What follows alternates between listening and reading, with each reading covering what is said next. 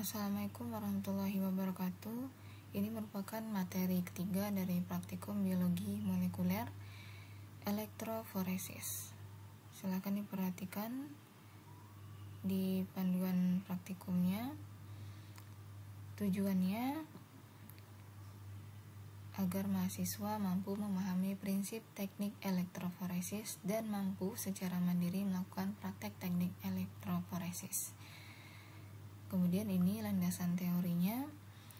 Elektroforesis merupakan salah satu metode yang digunakan untuk memisahkan molekul. Dalam hal ini adalah makromolekul, yaitu DNA, RNA maupun protein, melalui media tertentu dan menggunakan arus listrik berdasarkan ukuran berat molekulnya. Pada istilah elektroforesis pasti berhubungan dengan arus listrik. Jadi di sini metodenya menggunakan peralatan yang bisa menyalurkan listrik untuk memisahkan molekul. Teknik elektroforesis ditentukan oleh beberapa faktor. Yang pertama, berat molekul yang akan didapat dari proses elektroforesis, konsentrasi gel yang digunakan, bentuk konformasi molekul DNA, RNA atau protein, dan daya arus listrik yang digunakan. Ukuran molekul akan berpengaruh terhadap lambat atau cepatnya laju migrasi DNA, RNA ataupun protein tersebut di dalam gel. Nah, gel di sini akan menjadi media pada DNA, RNA atau protein atau yang kita sebut dengan molekul di sini dalam pergerakan menuju ke suatu arah. Arah yang mana? Di sini dalam penggunaan arus listrik akan menghasilkan dua arus ataupun dua kutub, yaitu positif dan negatif. Nah, kemana kemudian molekul ini akan bergerak, ke arah yang positif atau yang negatif, tergantung dari muatan yang ada pada molekul tersebut. Molekul dengan berat lebih besar akan bermigrasi lebih lambat dibandingkan dengan molekul yang memiliki berat yang lebih kecil. Kenapa? Karena pada elektroforesis ini kita menggunakan suatu saringan. Saringan yang digunakan di sini adalah berupa agaros. Nanti kita akan mendapatkan bahwa penggunaan agaros ini menjadi salah satu bahan di elektroforesis. Agaros sama seperti nama yang lainnya yang kita kenal dengan agar, dia berbentuk seperti jelly dan tentunya menjadi saringan yang sangat kecil. Kita tahu juga bahwa molekul DNA, RNA maupun protein ini kan sangat kecil sekali. Nah, kalau dia tersaring mudah, maka dia akan lebih cepat. Sedangkan kalau berat molekulnya lebih besar, dia akan lebih lambat. Arah migrasi molekul DNA diketahui akan berpindah dari kutub negatif menuju kutub positif, karena DNA memiliki muatan negatif. Nah, silahkan dicari tahu dengan pertanyaan yang ada di bawah sebagai tugas, mengapa DNA memiliki muatan negatif? Apa yang terkandung pada DNA sehingga dia memiliki muatan negatif? Nah, pada elektroforesis tentunya kalau kita sudah tahu teorinya bahwa DNA ini akan mengarah ke kutub positif, kita akan bisa melihat bahwa dia akan berkumpul pada arah kutub positif yang dihasilkan pada alat elektroforesis. Konsentrasi gel diketahui berpengaruh terhadap pori-pori gel yang akan dilalui oleh DNA, RNA maupun protein. Jadi si gelnya ini nanti tentunya akan ada pori-porinya dan akan dilalui. Pori-pori gel semakin kecil apabila konsentrasi gel yang digunakan semakin besar, begitu sebaliknya. Nah, gel umumnya digunakan berasal dari senyawa agaros, yaitu disakarida yang bisa digunakan di sini dalam pembuatannya bisa D-galactose atau 3,6-anhydroL-galactose dengan senyawa sulfat yang rendah. Agar DNA dapat dilihat pada gel agarose, pewarnaan DNA dengan penambahan senyawa etidium bromide atau ETBr dilakukan pada proses pembuatan gel agarose. Prinsip kerja pewarnaan ini yaitu terbentuknya senyawa interkalar antara DNA dan etidium bromide. Untuk keselamatan kerja, perlu diketahui bahwa senyawa ETBr bersifat karsinogenik. Oleh karena itu, penggunaannya harus sangat hati-hati. Penggunaan senyawa ETBr harus menggunakan pelindung tangan, yaitu sarung tangan terbuat dari bahan nitril. Kenapa harus terbuat dari bahan nitril? Selama ini, sarung tangan yang biasa kita gunakan di laboratorium adalah sarung tangan yang terbuat dari lateks atau karet.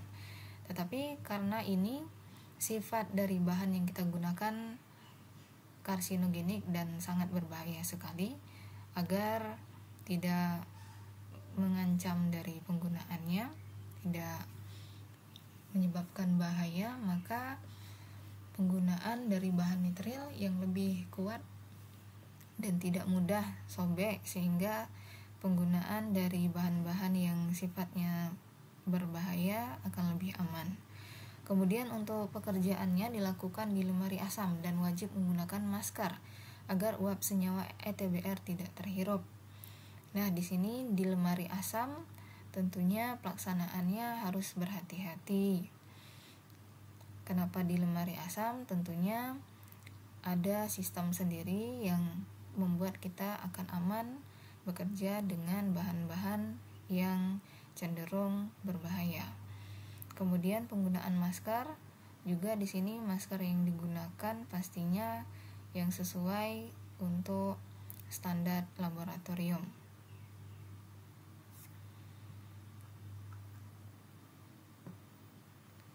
Kemudian bahan yang digunakan di sini ada buffer 0,5 kali tris-boric EDTA. Kemudian lambda DNA 10 kali BPB, DNA sampel, agarose, etidium bromide, tip pipet. Ini adalah suatu bahan plastik yang digunakan untuk mengambil bahan-bahan cair.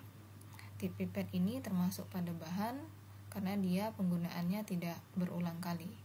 Setelah digunakan biasanya dibuang, diganti lagi. Dia bentuknya bentuknya itu runcing seperti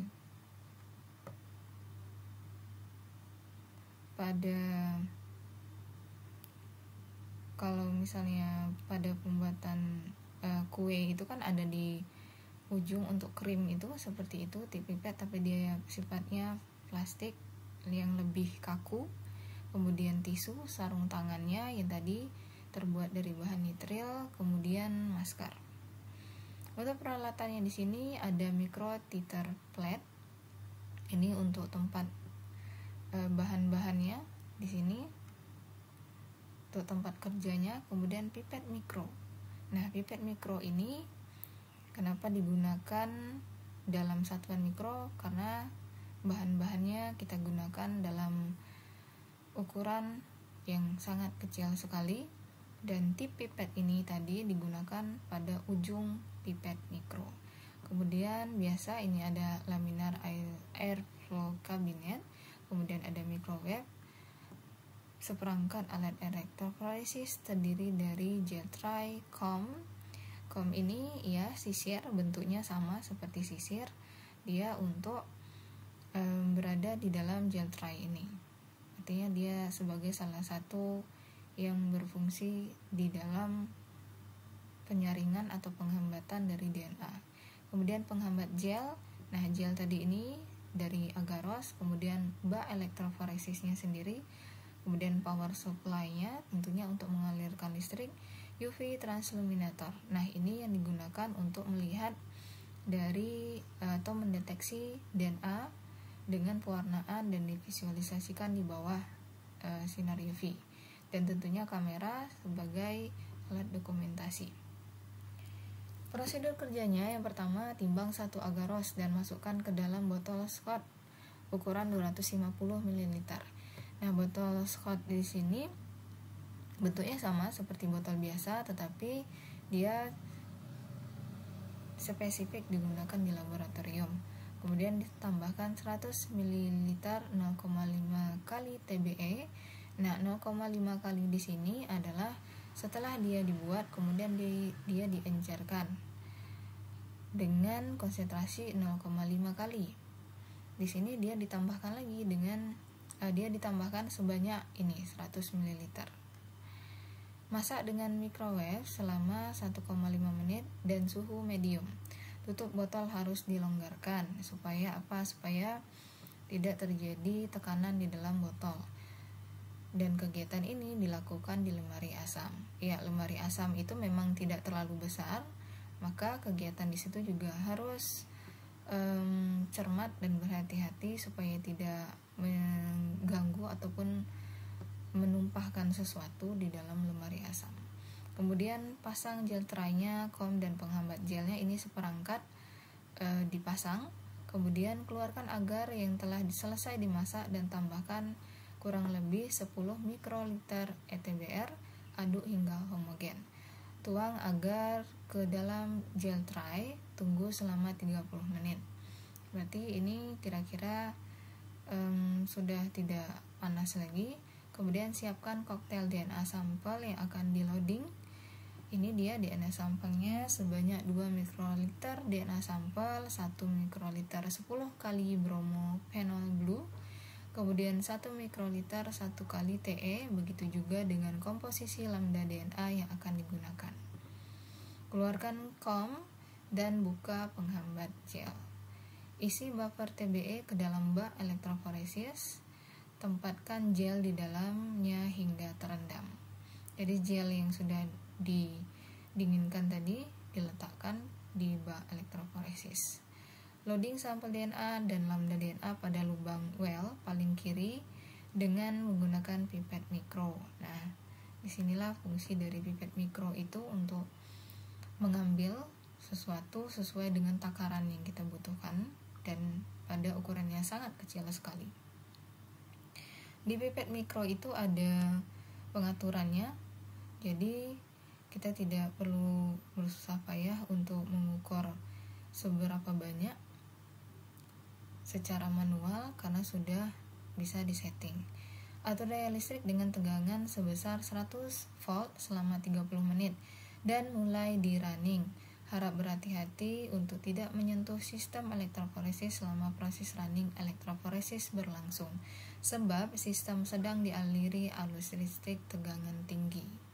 Bayangkan ini ada 100 volt pada suatu mesin yang harus kita amati, tentunya jangan sampai terganggu dan juga menjadi bahaya bagi penggunanya. Setelah selesai, power supply-nya dimatikan dan cabut kabel dari sumber arus listrik. Angkat atau ambil gel tray dengan hati-hati dan ditempatkan di atas UV transluminator. Ambil foto dokumentasi dan lakukan analisis kuantitatif dan kualitatif DNA sampel dengan membandingkannya terhadap lambda DNA sebagai marker. Nah, lambda DNA di sini fungsinya untuk sebagai marker molekul atau berat molekul dari DNA. Karena tadi sudah kita warnai, jadi akan lebih mudah melihat munculnya DNA sesuai dengan berat molekulnya. Kemudian seperti biasa ini soalnya dikerjakan.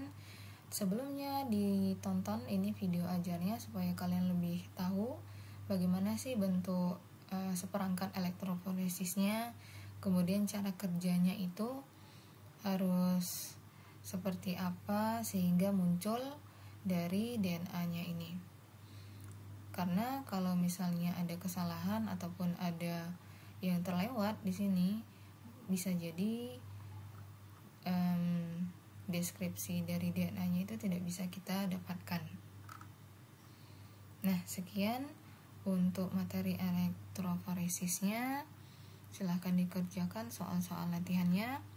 Saya akhiri, wassalamualaikum warahmatullahi wabarakatuh. Terima kasih.